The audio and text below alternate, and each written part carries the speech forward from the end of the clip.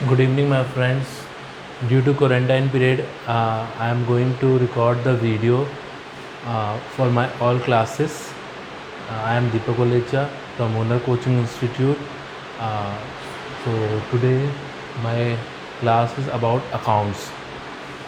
For class 12 account, the whole entire syllabus is here. The entire syllabus is divided into three subbooks. First is accounting for partnership, second one is accounting for companies, and third one is financial statement analysis. Accounting for partnership, the marks carries is 35 marks, and this is most important part of the accounts. Without this we can't write the exam of account paper. Next, the topic is accounting for companies. In this there is a compulsory chapter which is called NPO, non-profit organization. It carries 10 marks and it is compulsory for 10 marks. So again it is also important. And the next part is companies, that is shares and debentures, which carries only 15 marks. In this 6 to 8 marks, a full length question is asked about the shares or debenture. Next, the third part is financial statement analysis. It also carries two subparts. One is cash flow statement, which comes for 8 marks as a compulsory. Again, it is also important. And the other one is other financial statement. In this week we have three subparts: financial statement theory,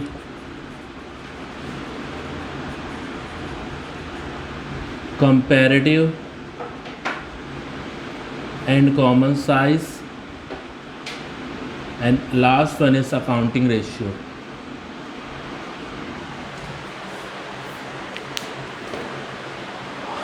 So this is all about this syllabus. Total marks from theory it comes 80 marks, and from practical it carries 20 marks, total 100.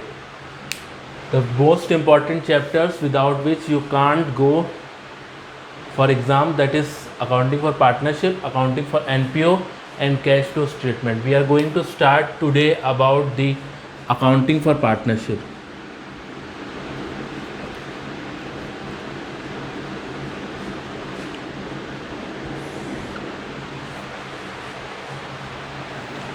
Accounting for partnership.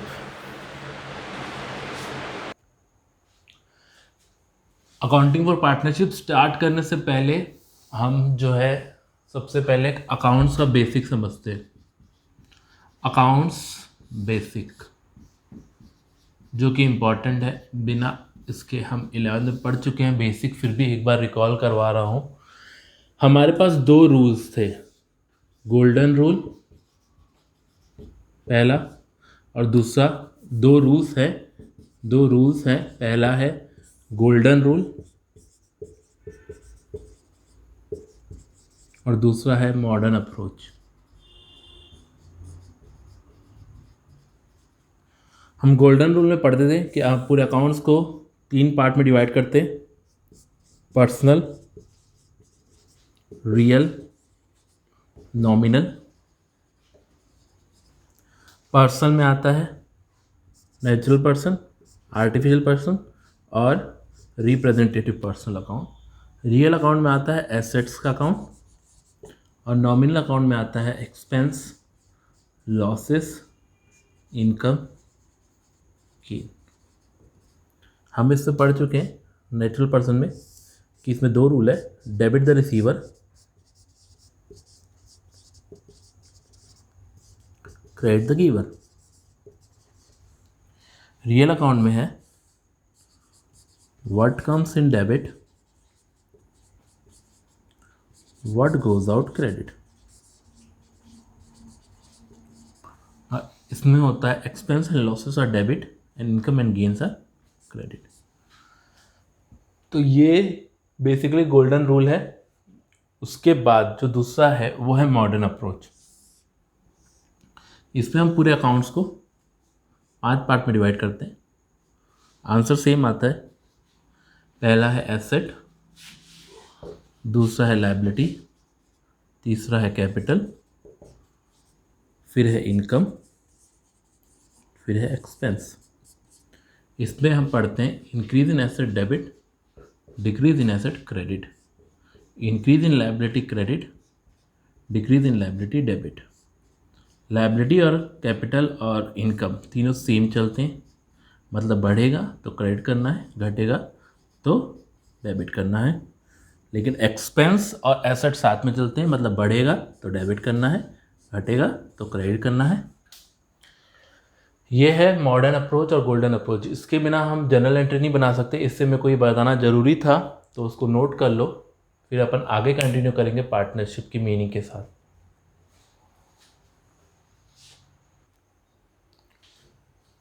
Partnership का fundamental आज start कर रहे हैं। इसमें अपन पहले meaning समझते हैं। Meaning में क्या बोल रहे हैं? It is the relationship between two or more person who have agreed to share the profit of business carried on by all or any one of them acting for all। मतलब क्या हुआ, ये एक रिलेशनशिप है किसके बीच? दो या दो से ज़्यादा लोगों के बीच। दो या दो से ज़्यादा लोग, मतलब एक बंदा रहेगा तो पार्टनरशिप नहीं हो पाएगी। कम से कम दो या उससे ज़्यादा लोग रहेंगे और उनके बीच में एक रिलेशनशिप है, एक एग्रीमेंट है, एक एग्रीमेंट। वो एग्री कर रहे हैं। क्या एग्री कर रहे हैं? To share. To share, share मतलब बांटना, शेयर मतलब बांटना। To share, to share, to share, to share the profit. यहां प्रॉफिट का मतलब प्रॉफिट इंक्लूड लॉस ऑल्सो। इस मीनिंग में प्रॉफिट में लॉस भी शामिल है, मतलब अगर लॉस भी हुआ तो लॉस भी शेयर करेंगे। ऐसा नहीं कि सिर्फ प्रॉफिट, लॉस भी शेयर करेंगे। लॉस और profit of business carried on by all or any one of them acting for all. मतलब वो बिजनेस का प्रॉफिट जो बिजनेस सभी के सभी चला सकते हैं या कोई एक व्यक्ति सबके बिहाफ में भी चला सकता है। कोई एक व्यक्ति सबके बिहाफ में भी चला सकता है। एक बार फिर से अपन पार्टनरशिप की डेफिनेशन को पढ़ेंगे। It is a relationship between, एक रिलेशनशिप है between two or more person who have agreed to share, who have agreed to share, who have agreed to share the profit of business carried on by all or any one of them acting for all। अब मित्रों, दोस्तों, partnership बन गई। अरे क्या बोलो, partnership बन गई। पार्टनरशिप और पार्टनर, पार्टनरशिप और पार्टनर दो अलग अलग व्यक्ति हैं। अरे ध्यान दीजिएगा भाई साहब, हम बिजनेस एंटिटी कॉन्सेप्ट पढ़ चुके हैं। बिजनेस एंटिटी कॉन्सेप्ट क्या बोलता है? बिजनेस एंटिटी कॉन्सेप्ट क्या बोलता है? बिजनेस एंटिटी कॉन्सेप्ट ये बोलता है कि business and businessman are two different person. मतलब जो व्यक्ति धंधा कर रहा है और धंधा दो अलग अलग व्यक्ति है। ये अकाउंट्स की बिजनेस एंटिटी कॉन्सेप्ट में बोला जाता है कि business and businessman are two different person. ठीक, मतलब पार्टनर्स से रिलेटेड जो भी ट्रांजैक्शन होंगे, पार्टनर्स से रिलेटेड जो भी ट्रांजैक्शन होंगे वो किताबों में, पार्टनरशिप की किताबों में रिकॉर्ड किए जाएंगे। मतलब हम अब से कैपिटल का यूज करेंगे पार्टनर्स के साथ। तो इसलिए एक नया चीज उभर के आया, वो है पार्टनर्स कैपिटल। Partners capital. अभी तक हम 11वीं में क्या लिखते आए थे? सिर्फ कैपिटल। मालिक की जगह क्या लिखते हैं? सिर्फ कैपिटल। लेकिन अब लिखेंगे पार्टनर्स कैपिटल। क्या लिखेंगे? Partners capital. ठीक है। अब भाई पार्टनर्स के साथ रिलेशनशिप भी हो गया, एग्रीमेंट भी हो गया, प्रॉफिट भी शेयर करना है, सब चीज़ हम समझ गए। ठीक है, सब आपकी बात सही है। लेकिन अगर एग्रीमेंट नहीं है, बेस्ट फ्रेंड्स हैं, बेस्ट दोस्त हैं, आपस में एग्रीमेंट नहीं किए, बडीज हैं, क्या क्वेश्चन साइलेंट है? क्वेश्चन अगर साइलेंट है या एग्रीमेंट लिखा हुआ है कि agreement not exist, agreement not exist लिखा हुआ है या क्वेश्चन साइलेंट है, उस केस में हमारे पास ये रूल अप्लाई करना पड़ेगा। मतलब अगर क्वेश्चन में इन रूल के बारे में, इन चीज़ों के बारे में दिया रहेगा स्पेसिफिकली, तो वो फॉलो करना है, तो वो फॉलो करना है। नहीं तो ये क्या बोल रहा है, इंटरेस्ट ऑन कैपिटल, मतलब पार्टनर ने जो कैपिटल लगाया उस पर इंटरेस्ट नहीं देंगे, नहीं देंगे। अरे भाई क्यों? बस रूल है, नहीं देंगे। इंटरेस्ट ऑन कैपिटल पार्टनर को नहीं दिया जाएगा, इंटरेस्ट ऑन कैपिटल पार्टनर को नहीं दिया जाएगा। ठीक, इंटरेस्ट ऑन ड्राइंग चार्ज कर लेंगे। अरे भाई जब तुम कैपिटल पे इंटरेस्ट नहीं दे रहे हो तो ड्राइंग पे इंटरेस्ट क्यों लोगे? नहीं लिया जाएगा। ये फर्म लेगी, लेकिन तब जब क्वेश्चन में लिखा रहेगा। और इंटरेस्ट ऑन कैपिटल कब देगी? जब क्वेश्चन में लिखा रहेगा। क्वेश्चन में बोलता है इंटरेस्ट ऑन कैपिटल 6% देना, तो हमको 6% देना पड़ेगा। फिर बहस नहीं करना है क्वेश्चन में कि नहीं नहीं नहीं नहीं ऐसे कैसे, नहीं देना पड़ेगा, मतलब देना पड़ेगा। उसके बाद सैलरी, कमीशन या बोनस या रेम्यूनरेशन, जो भी नाम बोलो, मतलब एक प्रकार से तनख्वाह, तनख्वाह भी नहीं दी जाएगी, तनख्वाह भी नहीं दी जाएगी, नहीं दी जाएगी। उसके बाद इंटरेस्ट ऑन लोन, पार्टनर ने लोन दिया है फर्म को, पार्टनर ने लोन दिया, कैपिटल से काम नहीं चल रहा था, लोन भी मांग लिया उससे। कैपिटल से काम नहीं चल रहा था, अपन ने लोन भी मांग लिया, भाई लोन के तौर पे दे दे कुछ पैसा, तो ठीक है भाई, लेकिन लोन दिया है तो 6% इंटरेस्ट देना पड़ेगा। लेकिन वो भी क्या? Simple interest, 6% per annum simple interest, कोई और परसेंट नहीं, 10% नहीं, 12% नहीं, 6%।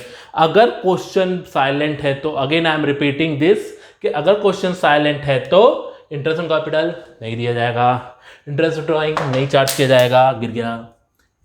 सैलरी, कमीशन, बोनस नहीं दिया जाएगा। इंटरेस्ट ऑन लोन दिया जाएगा 6% पर एनम। याद रखना, इंटरेस्ट ऑन लोन है। गलती से लोग क्या गलती करते हैं, इंटरेस्ट ऑन लोन की जगह इंटरेस्ट ऑन कैपिटल डाल देते 6%। नहीं, 6% इंटरेस्ट ऑन लोन है। ठीक, और प्रॉफिट शेयरिंग रेशियो कैसे देंगे? इक्वली। प्रॉफिट शेयरिंग रेशियो कैसे देंगे? इक्वली, मतलब प्रॉफिट या लॉस कैसे बांटेंगे? इक्वली। प्रॉफिट या लॉस, प्रॉफिट ऑब्लिक लॉस, दोनों किस रेशियो में बटेगा? इक्वली। मतलब 2 पार्टनर है तो 1:1, 3 पार्टनर है तो 1:1:1। समझ में आया है? यहां तक कोई भी डाउट हो तो मेरे को व्हाट्सअप कर सकते हो इस नंबर पे 7722976325। क्वेरी एंटरटेन की जाएगी, इस नंबर पे व्हाट्सअप कर सकते हो। ठीक।